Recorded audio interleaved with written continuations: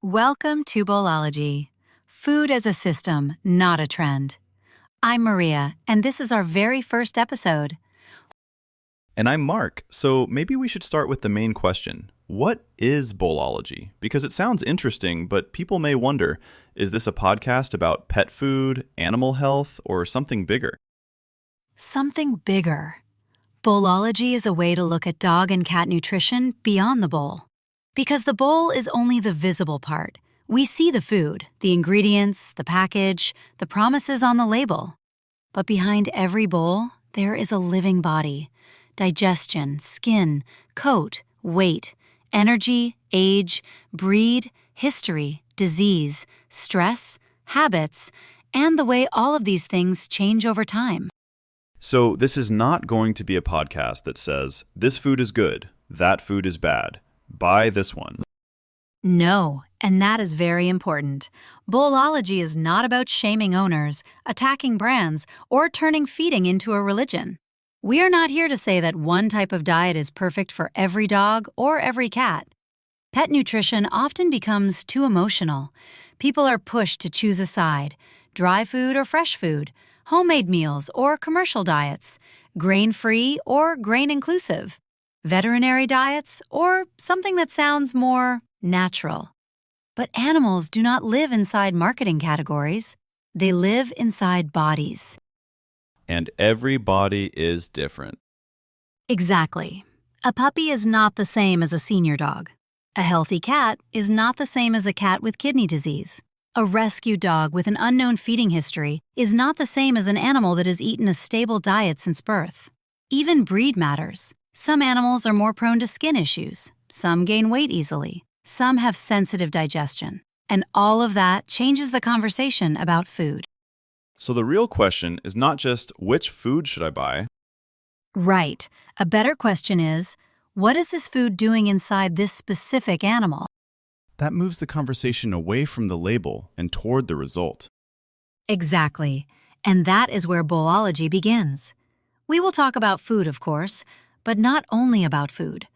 We will talk about signs that owners often do not connect to nutrition: itching, coat financial, bad breath, stool, weight gain, muscle loss, thirst, vomiting, refusing food, constant begging, ravenous appetite, sensitive stomachs, and chronic ear problems.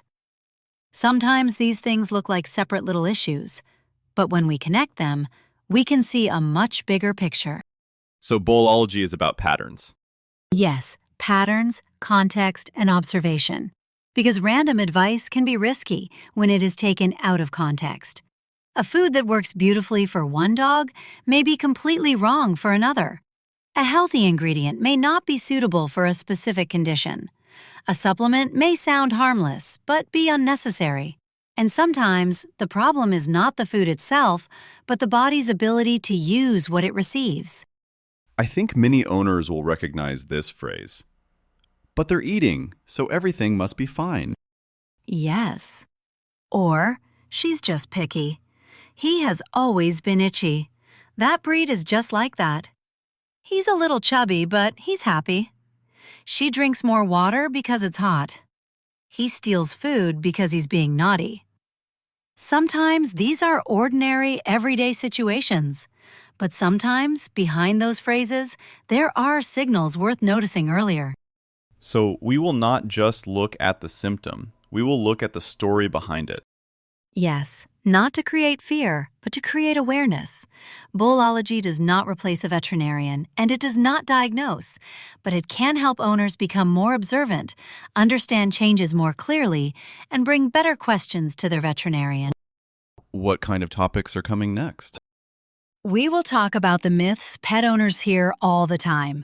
For example, does a strong appetite always mean good health? Is a picky cat just being difficult?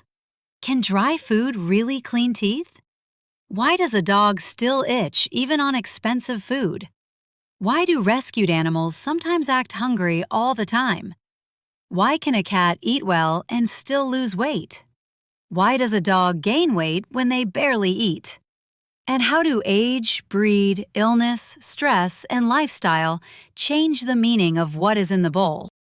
That sounds practical, but not superficial. That is the goal. We are not chasing trends. We are reading the system. What should listeners expect from Bowlology? Short, calm, thoughtful conversations. No panic. No guilt. No miracle cures. No promises that one perfect formula will fix everything. Just a more attentive way to notice what your dog or cat may already be trying to show you. So the bowl is not the final answer.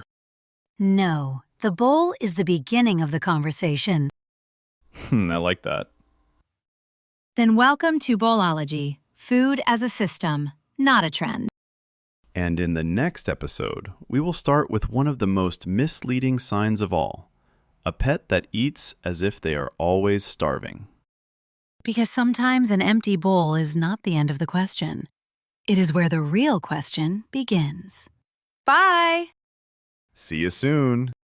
Hey there, this is Bowlology, a podcast about dog and cat nutrition and health, minus the trendy extremes, empty marketing promises, and oversimplified answers. You're listening to Mark and Maria.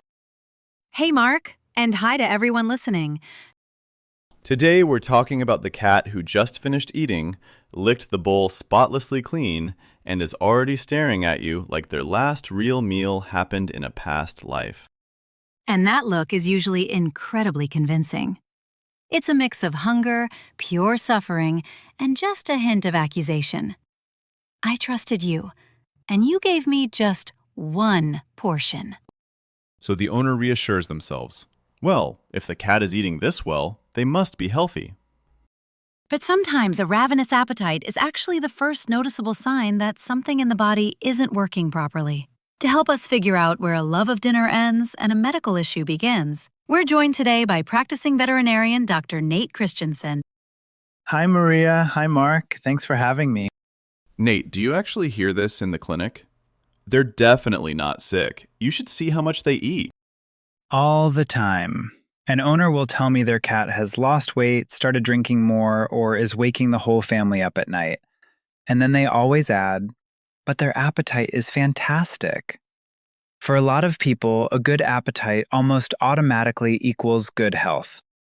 An empty bowl basically becomes proof of perfect health. Exactly, although sometimes completely undeserved proof. Refusing to eat can certainly be a sign of pain, nausea, infection, severe stress, and many other problems. But some diseases don't reduce appetite at all, at least not in the early stages. In fact, they may cause the cat to eat even more.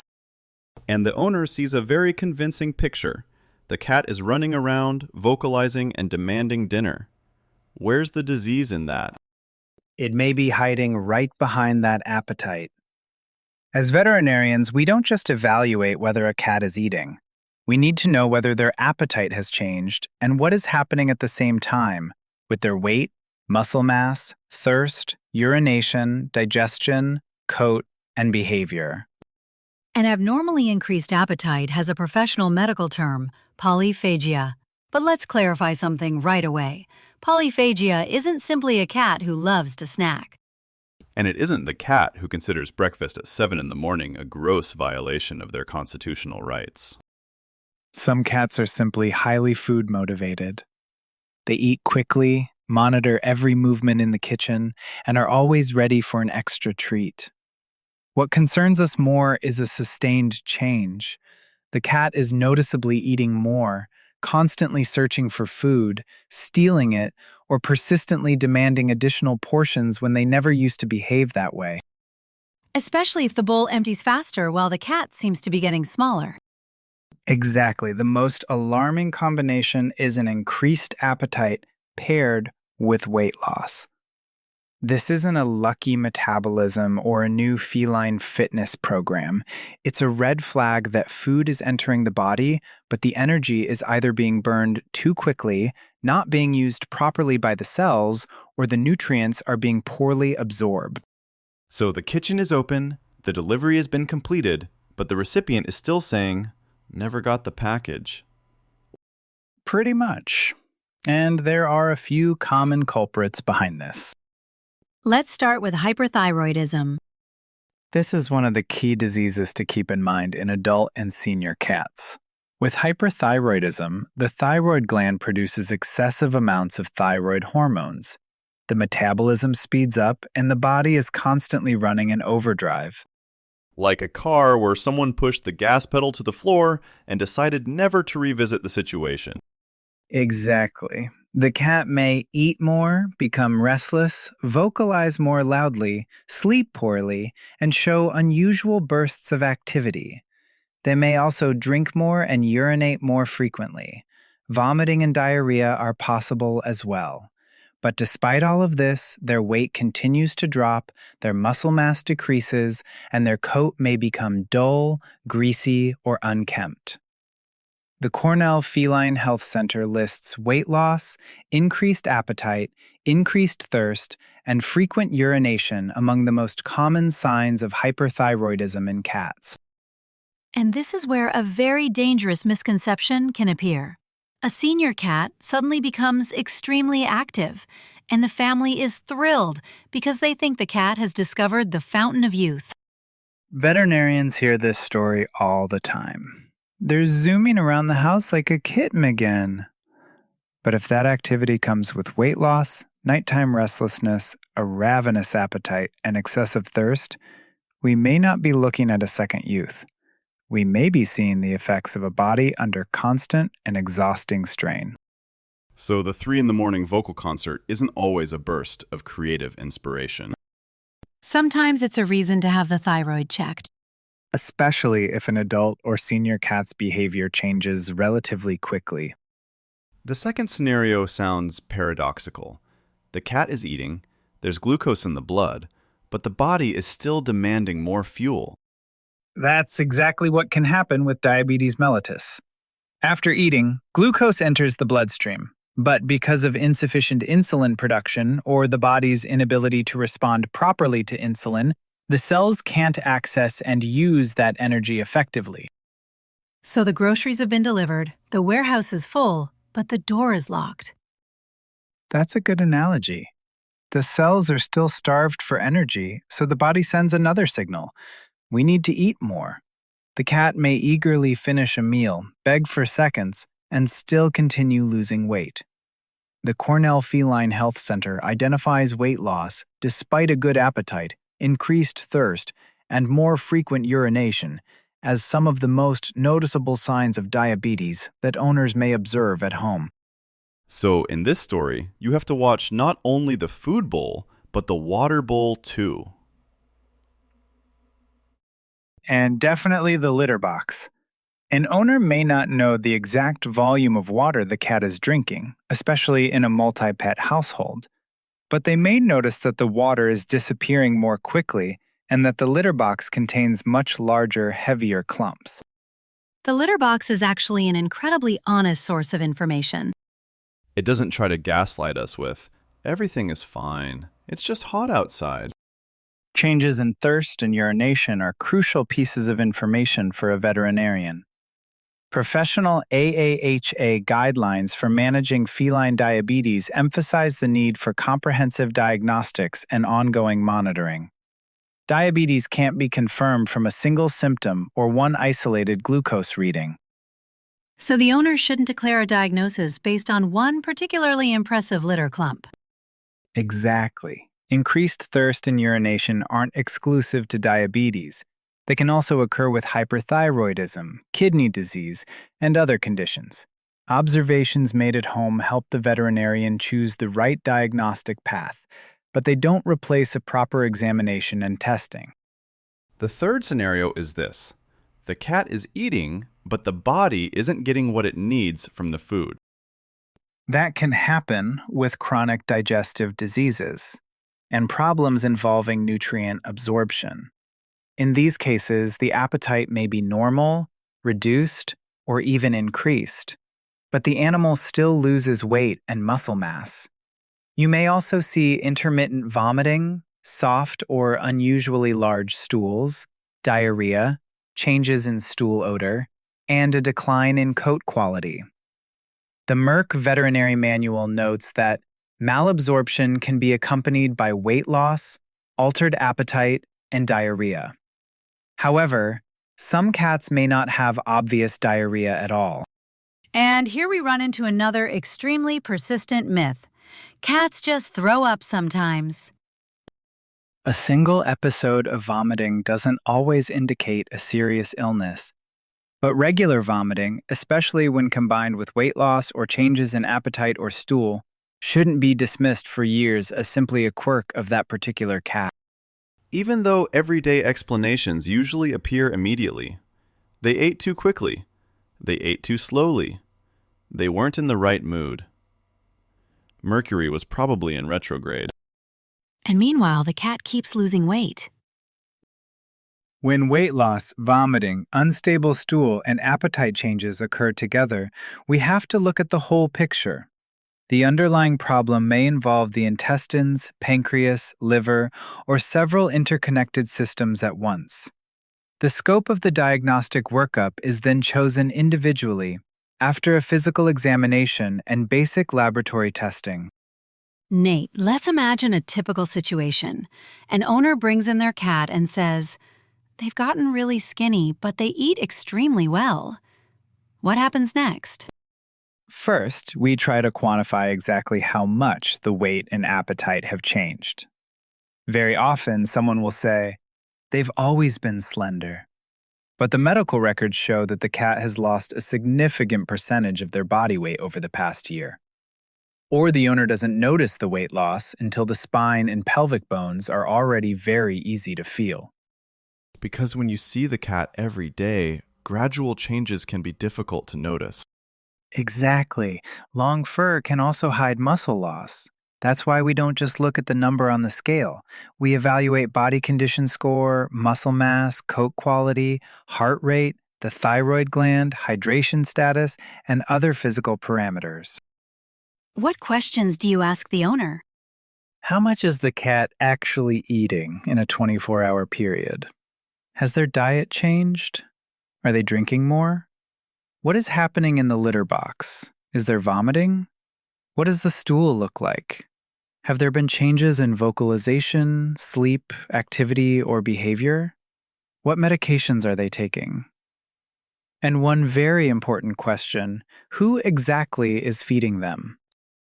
And now the family investigation begins. One person feeds the cat in the morning. Then someone else assumes everyone forgot and feeds them again. Then a child sees the tragic, starving expression and opens another can. And the cat, naturally, doesn't interfere in family matters by announcing that this is already their third breakfast. They're not lying. They're simply observing strict doctor-patient confidentiality. Which is exactly why we need concrete data, not just general impressions. Let's say a cat has been food-obsessed their entire life. How do you distinguish a personality trait from a symptom? The key word is stability. If the cat is eating their usual portion, maintaining stable weight and muscle mass, drinking normally, showing no changes in litter box habits, and maintaining a healthy coat, with no chronic vomiting or unstable stool, enthusiasm around food usually isn't a problem by itself. Even if the enthusiasm begins 2 hours before dinner? Cats can be extremely persuasive when debating the schedule. What puts us on alert is a change from the cat's normal baseline. The appetite increases sharply while the weight drops, especially if it's accompanied by the spine, ribs, or pelvic bones becoming easier to feel, loss of muscle mass, increased thirst, large and heavy clumps in the litter box, regular vomiting, changes in stool, a dull or greasy coat, restlessness, irritability, unusual activity, or increased vocalization. So the phrase, "they eat like a horse but are fading away before my eyes," isn't a compliment to their appetite.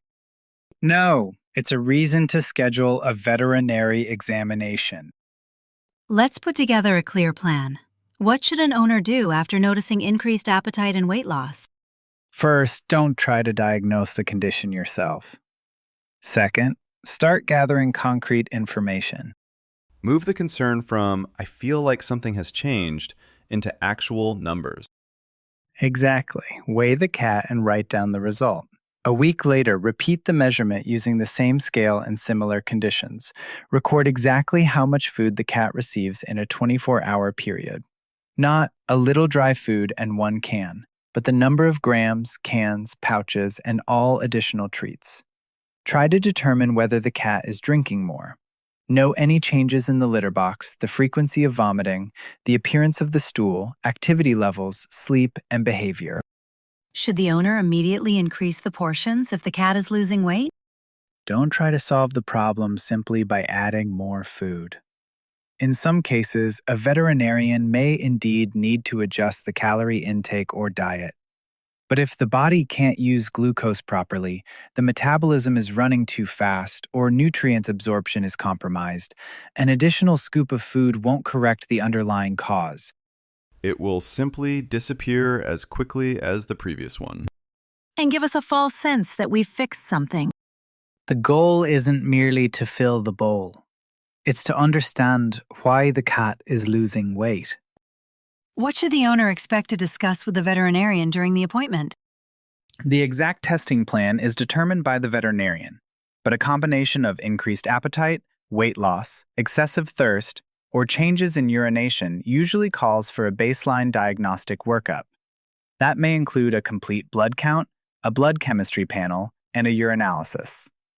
Depending on the symptoms, the veterinarian may also recommend testing glucose levels, fructosamine, and total thyroxine, T4, to evaluate thyroid function.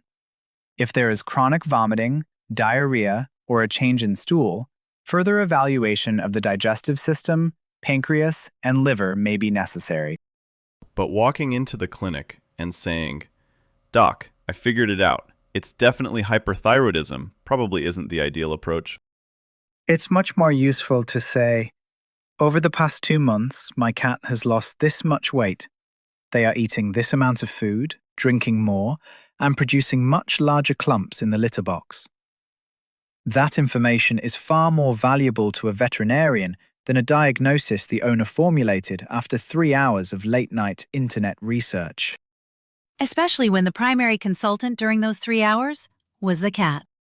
So, is a good appetite a good thing? It can be part of a normal and healthy baseline. But a strong appetite viewed in isolation doesn't guarantee good health. You have to look beyond how quickly the food disappears and pay attention to what is happening to the cat's body. Are they maintaining their weight? Are they losing muscle? Has their thirst increased? Have their litter box habits changed? Are they experiencing regular vomiting or changes in stool? If an adult or senior cat suddenly starts eating significantly more while simultaneously losing weight, that isn't a great metabolism, a second youth, or simply a deep passion for culinary arts. It's an important signal that needs to be investigated. Food is fuel. But if the system responsible for processing and using that fuel isn't working properly, a full bowl won't repair it. Nate, thank you so much for joining us. Thanks for having me. And I'd like to leave owners with one simple thought. Pay attention to changes. You know your cat's normal behavior better than anyone, which means you may be the first person to notice when something begins to shift. And the cat will probably continue to testify that they have never been fed in their entire life. But at least now we have the scale, the records, and the litter box as our star witnesses. Subscribe to Bowlology so you don't miss our upcoming episodes on dog and cat nutrition, health, and behavior, without myths, panic, or miracle solutions from a single bowl. And if you recognized your own cat in today's episode, share it with someone whose cat is also trying to convince them they haven't eaten since 2018. This has been Bowlology. Food as a system. Not a trend. See you next time. Hi, everyone. You're listening to Bowlology, the podcast where we talk about pet health and nutrition as one connected system, not a collection of trends. Today, Maria and I are talking about something that seems incredibly simple at first. Your dog walks over to the water bowl, drinks, walks away, and 5 minutes later, comes back again. Or maybe one day you suddenly realize you've been refilling that bowl much more often than you used to. Maria, the first thought is pretty obvious. So what? Drinking water is a good thing, right? Exactly.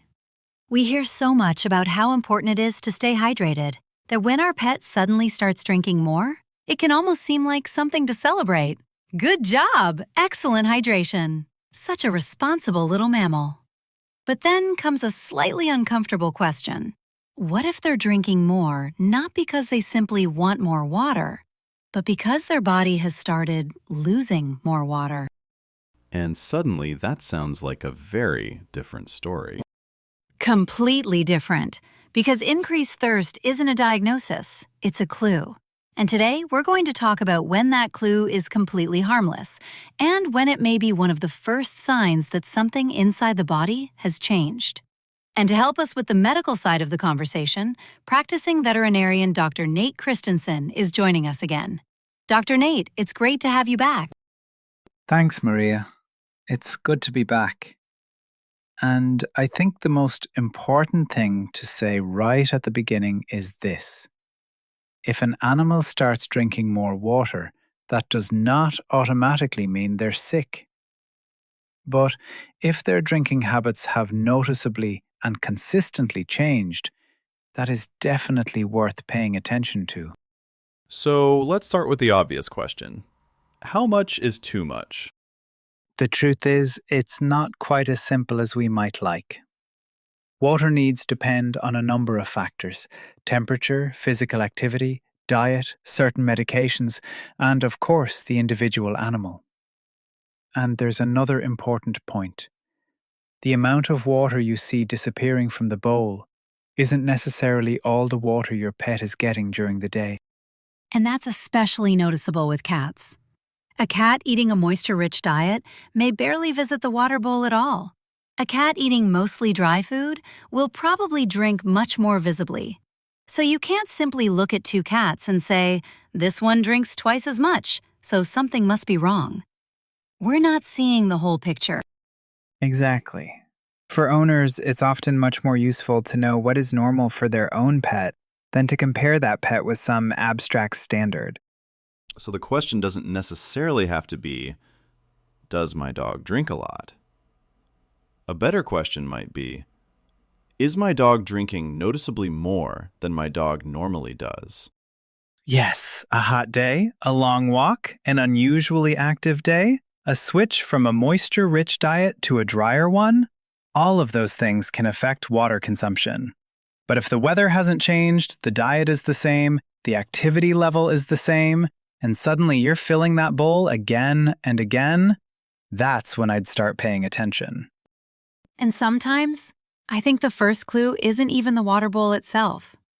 With a cat, it might be the litter box.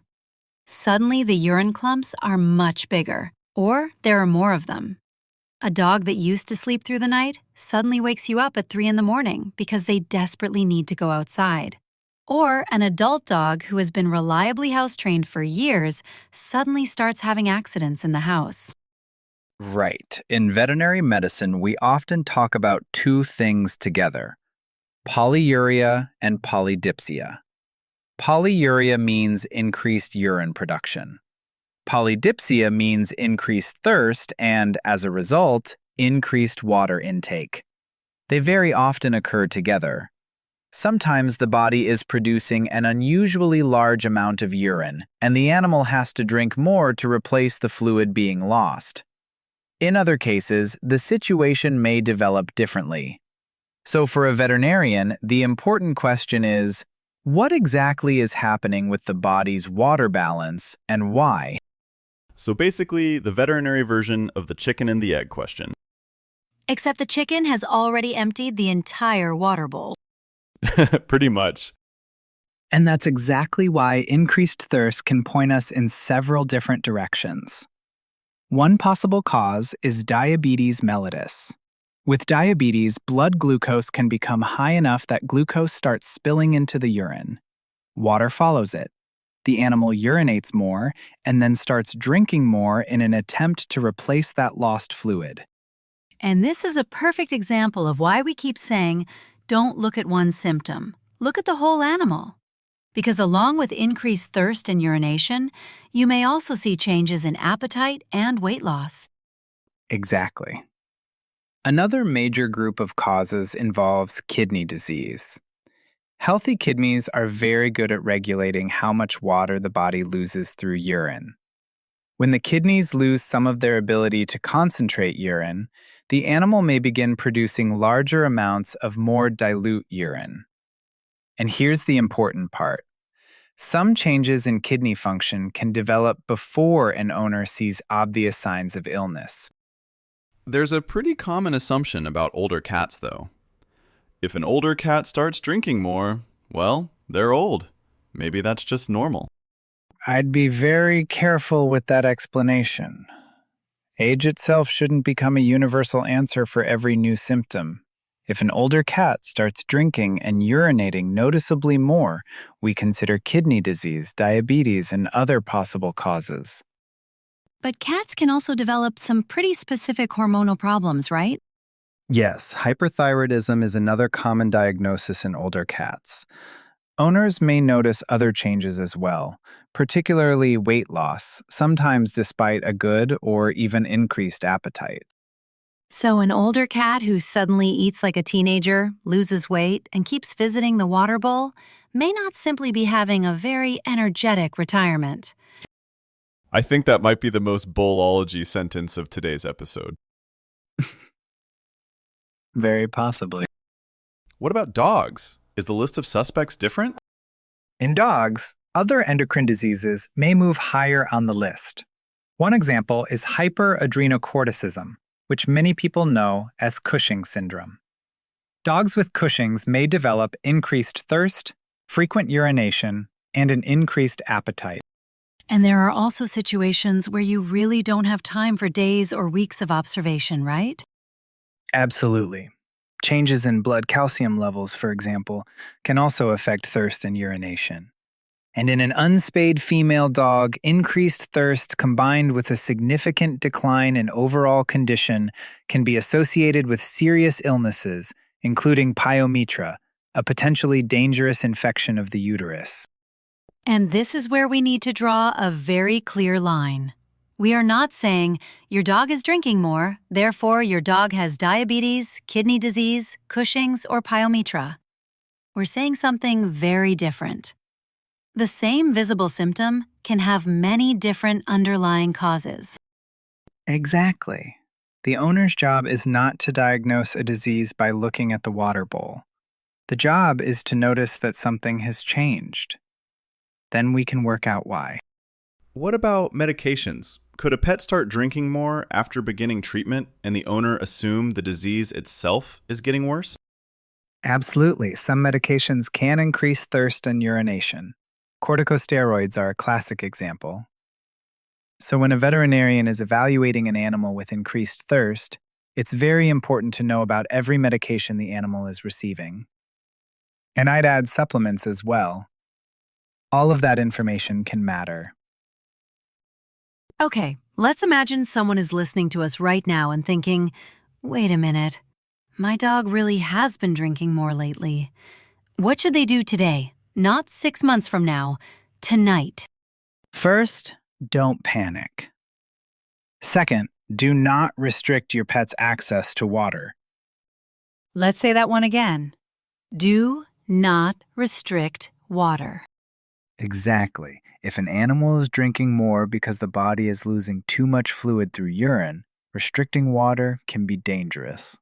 There are specialized diagnostic tests involving the body's water balance, but those are performed under veterinary supervision. They are not home experiments. So taking the bowl away and saying, let's see what happens, is a bad idea. A very bad idea. But you can observe. Try measuring how much water you put into the bowl over 24 hours and how much is left. Ideally, do this for more than one day and look for a pattern. Make notes. Has the diet changed? Has the weather become hotter? Has activity changed? Did your pet start a new medication? That kind of information can be extremely useful to your veterinarian. Of course, if you have several pets at home, this turns into a full-blown investigation. 1 water bowl, 3 suspects, and nobody is cooperating. Especially the cat. The cat has already called a lawyer. Exactly. In that situation, you really do have to observe more carefully. Sometimes it may be practical to provide separate water stations temporarily, or you may need to look for indirect clues, changes in urine clumps in the litter box for cats, or more frequent requests to go outside for dogs. Okay, the owner notices the change, writes everything down, and goes to the veterinarian. What happens next? We usually start with the basics: medical history, physical examination, blood work, and urinalysis. Urine testing can help us assess how well the kidneys are concentrating urine. Blood tests can give us information about glucose, kidney function, electrolytes, and other important values. From there, the investigation depends on what we find. Sometimes we need hormone testing, ultrasound, or other targeted diagnostics. So the water bowl is really just the first sentence of the story. I like that description. Yes. The rest of the diagnostic story comes from everything happening around it. Are there situations where increased thirst shouldn't just be written down in a notebook while you wait for a routine appointment? Absolutely. If a sudden change in drinking is accompanied by significant lethargy, repeated vomiting, weakness, collapse, a clear loss of appetite, or rapid weight loss, I wouldn't recommend simply waiting. And there's another very important distinction. If an animal is repeatedly trying to urinate but producing very little urine, or none at all, especially if they seem painful or distressed, that can be an emergency. That is not polyuria, and it requires prompt veterinary attention. So, urinating a lot and trying to urinate a lot are definitely not the same thing. Exactly, and that distinction is very important for owners to understand. And before we finish, I want to talk about one more myth. Sometimes you hear people say, "My pet drinks a lot? Great, they're flushing out their kidneys." Or even, "The body is detoxing." It sounds reassuring. It does, but sometimes biologically the opposite is happening. The body may be asking for more water precisely because it is having trouble holding on to it. Thirst is a protective mechanism. But thirst alone doesn't tell us why the problem is happening. And I think that's the main takeaway from today's episode. You don't need to panic over every extra trip to the water bowl, but you also shouldn't ignore a persistent change. And let's leave you with 3 simple things to remember. First, know what is normal for your own pet. Pay attention to how much they usually drink on an ordinary day. Second, if your pet suddenly starts drinking much more, do not restrict access to water. And third, if the change persists, try to measure how much water your pet drinks in 24 hours. Pay attention to urination, appetite, and body weight. And share all of that information with your veterinarian. Most importantly, look at the whole animal. Because Bowlology always comes back to the same idea. One symptom almost never tells the whole story. The body is a system. And sometimes, one of the quietest signals that something in that system has changed is simply the sound of your pet drinking water a little more often than they used to. And if you notice that change early, you already have something incredibly valuable. Information. Exactly. Because good care doesn't begin with panic, and it doesn't begin with trying to diagnose your pet yourself. It begins with paying attention. Thank you, Dr. Nate. Always a pleasure. And thank you for listening to Bowlology. If you enjoy conversations that help you understand what may really be happening behind your pet's everyday behavior, subscribe to the Bowlology channel so you don't miss the next episode. Because sometimes the smallest change is the one worth noticing.